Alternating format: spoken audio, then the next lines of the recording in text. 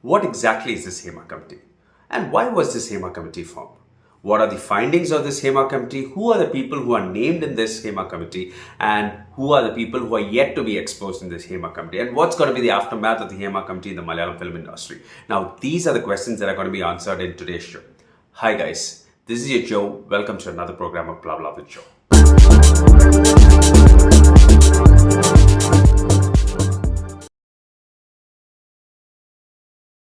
Okay, first question first.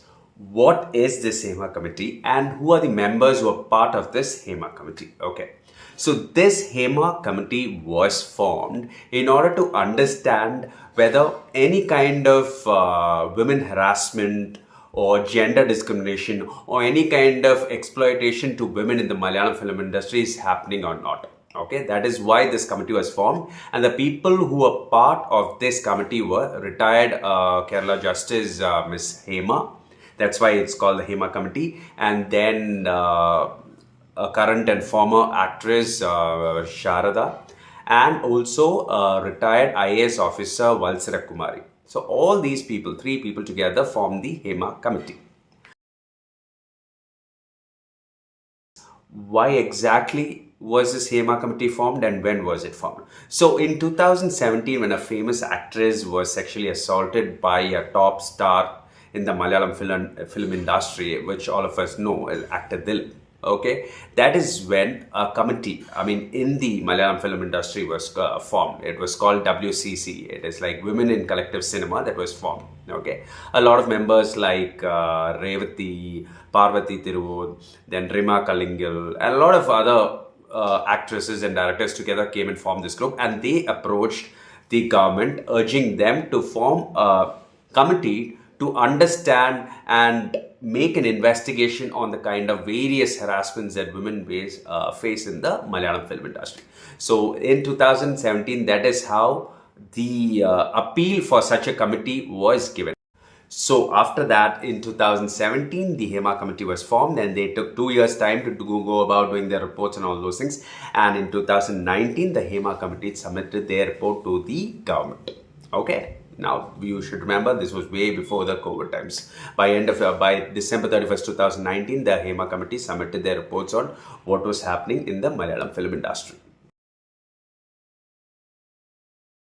What are the findings of this Hema Committee? See, before that, we need to realize this. In 2019, this report was submitted to the government, okay? But they released this report only in 2024. That is almost 5 years after this report was submitted. Now, there are various reasons for that. I'm not going to get into those reasons, but let's find out what were the findings of this particular report.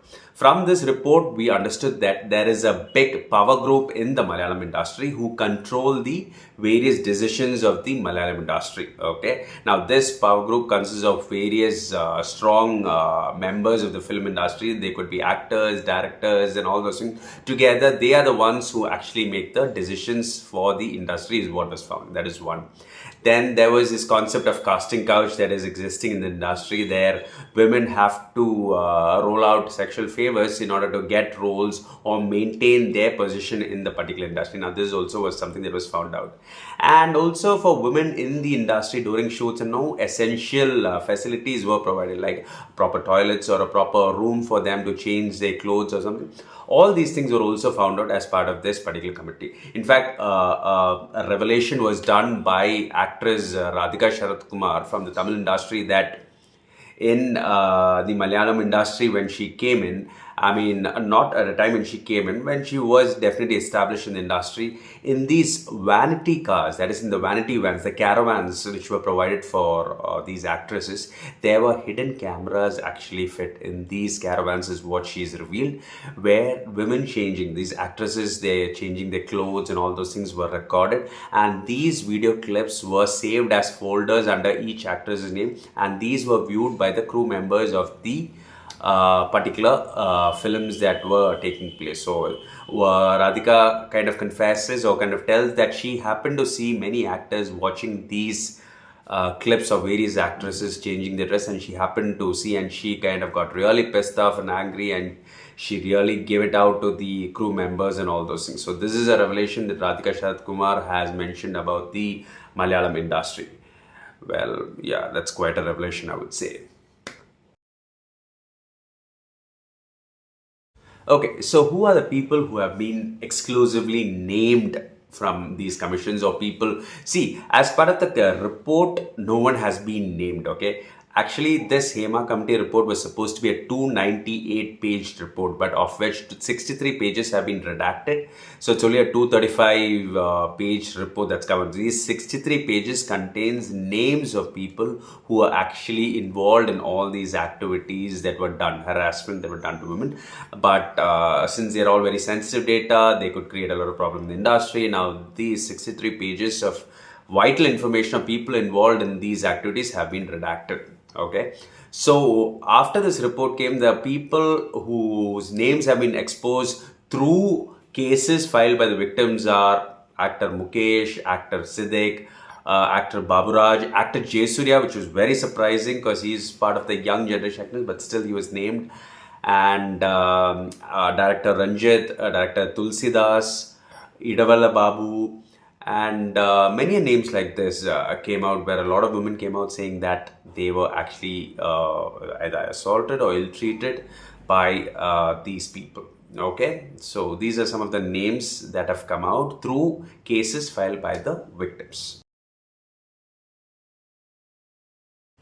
Now, who are the names that can get exposed once those 63 pages, the redacted pages come out? I mean, many stars, maybe not just from this industry alone, maybe people from other industries who've acted in the Malayalam industry, even their names could be exposed. A lot of people are expecting big names, that is the big M's of the Malayalam industry and other big actors, their names also to come out in these names.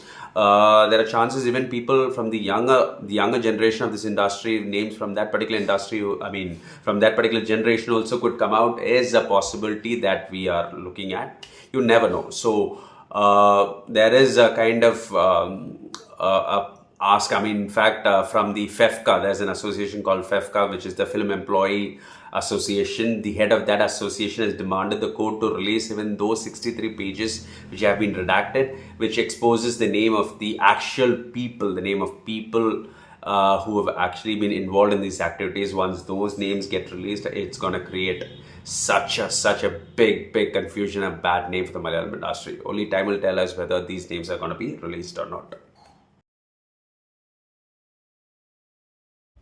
Next big question: how is this going to affect the Malayalam industry? Well, I'll tell you this: this is not something that's going to be under the rug, something that's going to be thrown under the rug and hidden.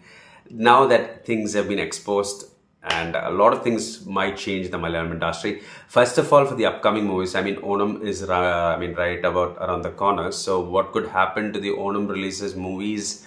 Now, either these movies can be delayed to a later date, or even if these movies come out, people still go ahead and see movies. It's not that. But the phase of Malayalam cinema, the starting 6 months of Malayalam cinema in this year was a great year for Malayalam cinema. A lot of hits, a lot of movies.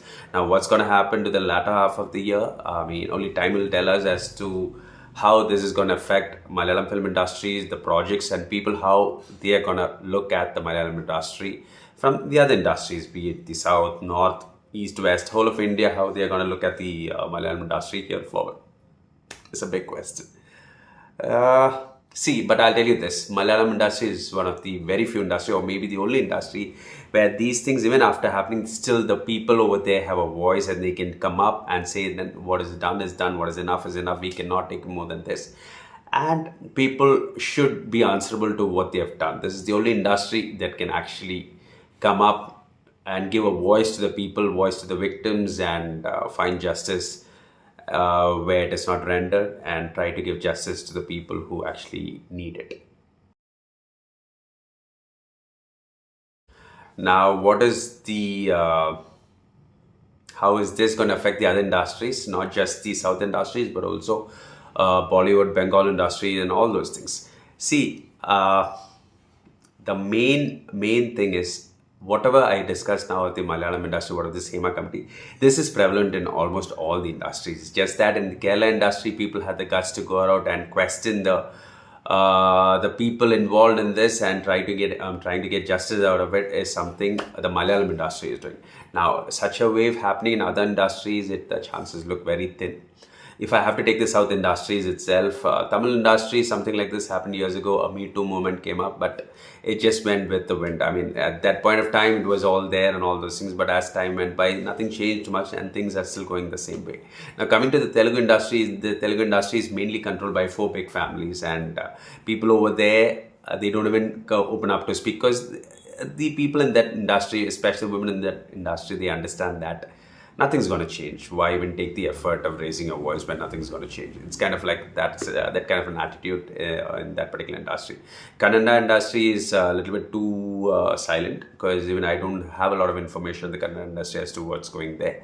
So I don't have much to say about that. Bollywood, it goes without saying, a lot of things are very prevalent over there. Just that, yeah, things happen. People don't, I wouldn't say they don't give it much of a thought or something. Just there, people just take it as a normal thing in life and they just go ahead with it. That's how the Bollywood industry sees these kind of issues. So it's not going to create a lot kind of pressure or any kind of impact in that particular industry. Coming to the other regional industries, I just hope they take the Malayalam industry as an example and people start opening up and try to address these issues that's happening in their industries also. Well, let's see. We'll wait for a better tomorrow and see if things change in the coming years. Yeah. So yes, guys, so that is my kind of thought process, or not more than my thought process, as to what has happened in the Hema committee and all those things. If I have to personally comment on this, I would say it's a very good thing that what's happening in the Malayalam industry. Let's clean up whatever is happening rather than letting it rot like that. Let's take the initiative to clean up what's happening. And I'm not saying that from here onwards everything is going to be smooth. It's going to be a very long journey.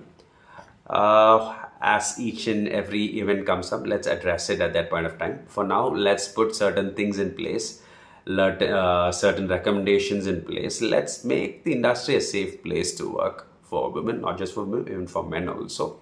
For everyone, let it be equally safe for people to work in this particular industry. Yeah. So with that, I've come to the end of the show for today. Please put in your comments as to what you think about this particular issue that's come up, and if you have any experiences about this, definitely do comment in the comment box. All right. So until I meet you guys in another video like this, is your Joe signing off from Blah Blah with Joe. Bye bye.